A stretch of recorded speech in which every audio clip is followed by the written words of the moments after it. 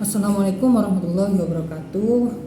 Selamat siang dan salam sejahtera untuk kita semua. Yang saya hormati Bapak Hadi Baru Akang Fajar Sidik, MSI, selaku dosen mata kuliah metodologi penelitian.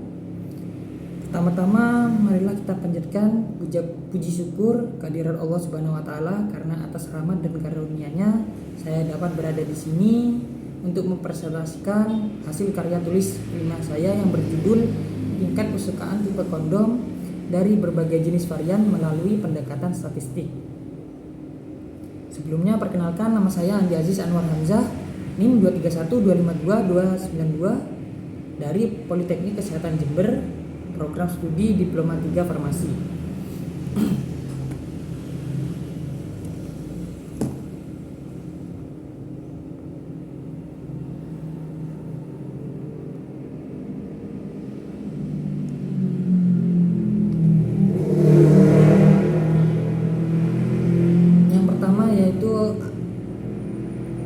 Saya akan menjelaskan presentasi saya. Yang pertama, latar belakang. Kondom merupakan salah satu alat kontrasepsi yang paling umum digunakan karena memiliki berbagai kelebihan. Salah satu keunggulan utamanya adalah efektivitasnya dalam mencegah kehamilan dan penularan infeksi menular seksual atau disebut IMS seperti HIV, chlamydia, gonore apabila digunakan dengan benar dan konsisten. Namun demikian, kondom juga memiliki beberapa kekurangan. Salah satunya efektivitasnya dapat menurun jika tidak digunakan dengan benar, seperti ketika kondom disobek. Beberapa orang mengeluhkan bahwa kondom dapat mengurangi kenikmatan seksual atau mengganggu spontanitas saat berhubungan. Selain itu, sebagian pengguna mungkin mengalami reaksi alergi terhadap bahan lateks yang umum digunakan pada kondom. Dalam upaya meningkatkan kesadaran dan partisipasi masyarakat dalam menggunakan kondom, produsen kondom terus berinovasi untuk meningkatkan kualitas dan variasi produk.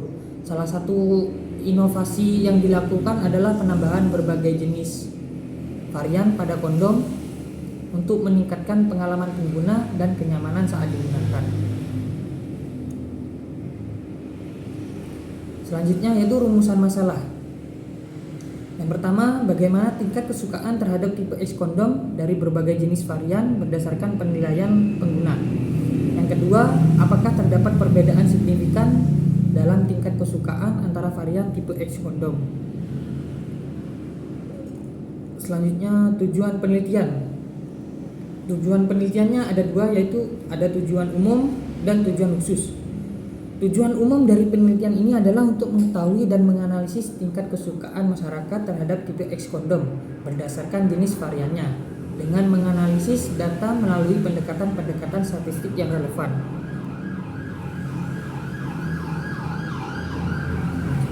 Tujuan khusus ada dua, yaitu yang pertama mengukur tingkat kesukaan responden terhadap masing-masing varian dari tipe X kondom. Yang kedua, menganalisis hubungan antara faktor demografis, misalnya usia, jenis kelamin, status hubungan, dengan preferensi terhadap tipe X kondom.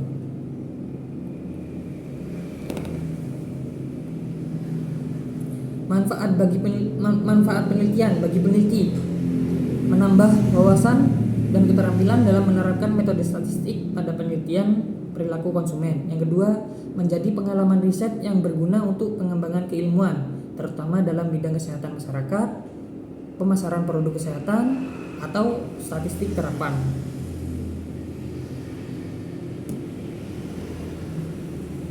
Manfaat penelitian bagi masyarakat ada dua, yaitu yang pertama mendorong peningkatan kesadaran masyarakat tentang pentingnya penggunaan kondom sebagai alat kontrasepsi dan perlindungan dari penyakit menular seksual.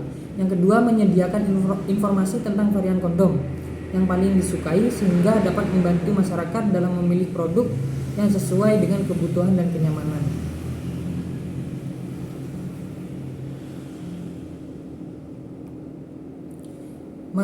Manfaat penelitian bagi industri.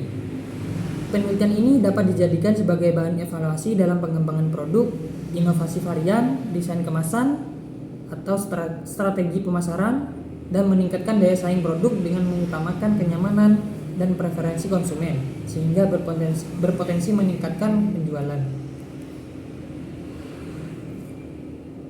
Selanjutnya yaitu kerangka konseptual saya ini. Kerangka konseptual yaitu ada variabel bebas, variabel antara, dan variabel terikat. Variabel bebasnya yaitu berbagai rasa dan tekstur. Variabel antaranya yaitu usia, gender, dan status hubungan. Variabel terikatnya yaitu tingkat kesukaan, antara lain kenyamanan, keamanan, dan kepuasan. Selanjutnya yaitu desain penelitian. Desain penelitian yang digunakan dalam penelitian ini adalah menggunakan metode penelitian deskriptif. Metode penelitian deskriptif adalah jenis rancangan penelitian yang bertujuan untuk menggambarkan atau menjelaskan suatu fenomena, keadaan, atau variabel sebagaimana adanya. Rancangan penelitian yang digunakan yaitu berupa analisis cross-sectional. Menurut Sugiono 2002, cross-sectional yaitu suatu penelitian untuk mengetahui hubungan antara variabel bebas atau independen terhadap variabel terikat atau dependent variabel dalam waktu sesaat. Selanjutnya ada kerangka kerja penelitian saya. Yang pertama diawali dengan menentukan lokasi, tipe dan varian kondomnya yang akan diteliti. Selanjutnya yaitu perizinan penelitian, dilanjutkan dengan menyusun kuesioner, lalu diuji validitas dan reliabilitas. Setelah itu pembagian kuesioner.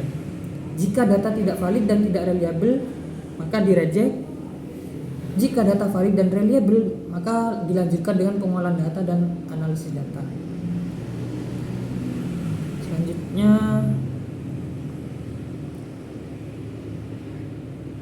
tempat penelitian. Tempat penelitian adalah tempat di mana peneliti memperoleh informasi mengenai data yang diperlukan. Penelitian ini dilakukan di beberapa tempat klub malam. Waktu penelitiannya dilakukan pada September 2025 sampai Agustus 2025. Selanjutnya populasi penelitian. Populasi dalam penelitian ini adalah individu yang pernah menggunakan kondom tipe X dari berbagai varian yang tersedia di beberapa tempat klub malam. Populasi ini mencakup subjek yang memenuhi kriteria inklusi yang telah ditentukan oleh peneliti. Karena tidak diketahui secara pasti jumlah pengguna kondom tipe X di wilayah tersebut, maka jumlah populasi dalam penelitian ini tergolong sebagai populasi tak terbatas.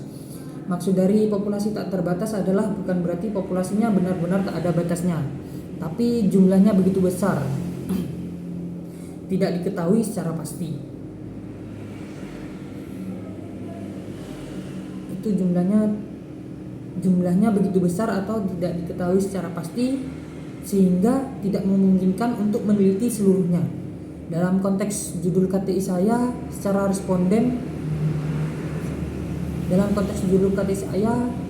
responden saya adalah seluruh pengguna kondom di suatu wilayah.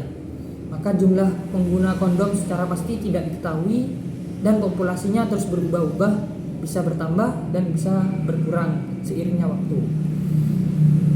Sampel penelitian. Sampel pada penelitian ini yaitu mereka yang memenuhi kriteria inklusi dan dipilih secara purposive sampling.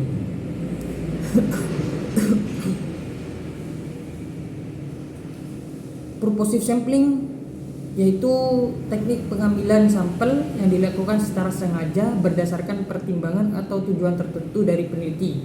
Artinya peneliti memilih subjek atau tempat penelitian bukan secara acak, tapi karena dianggap paling relevan atau memiliki kriteria tertentu yang sesuai dengan tujuan si peneliti, dengan tujuan penelitiannya.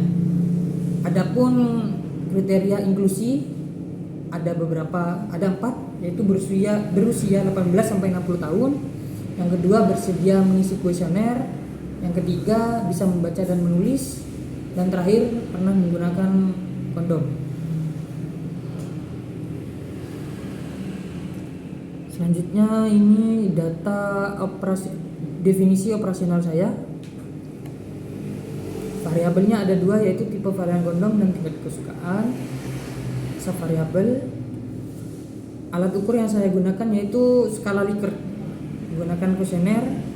Nilainya sangat tidak puas 1, tidak puas 2, netral 3, puas 4, sangat puas 5. Skalanya pakai ordinal. Skala yang digunakan ordinal. Selanjutnya yaitu instrumen penelitian.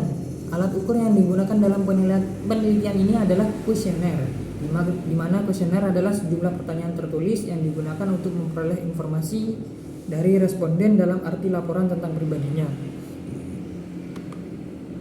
Selanjutnya yaitu pengumpulan data.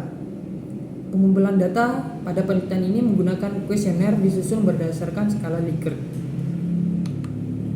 Selanjutnya pengolahan data. Hasil data penelitian tingkat kesukaan pada beberapa varian kondom tipe X diuji normalitasnya menggunakan program Statistical Pig for the Social Science atau disingkat SPSS. Itu menggunakan uji Sapir-Whorf. Jika diperoleh data yang terdistribusi normal, maka data akan diuji lanjut menggunakan one way ANOVA. Apabila distribusi data yang diperoleh tidak normal, maka data akan dilanjut menggunakan Kruskal-Wallis. Setelahnya yaitu ini daftar pustaka saya yang digunakan dalam PowerPoint. Selanjutnya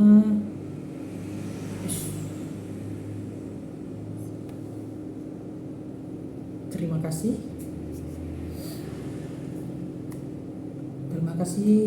atas partisipasinya. Apabila ada salah kata, mohon maaf dimaklumi. Assalamualaikum warahmatullahi wabarakatuh.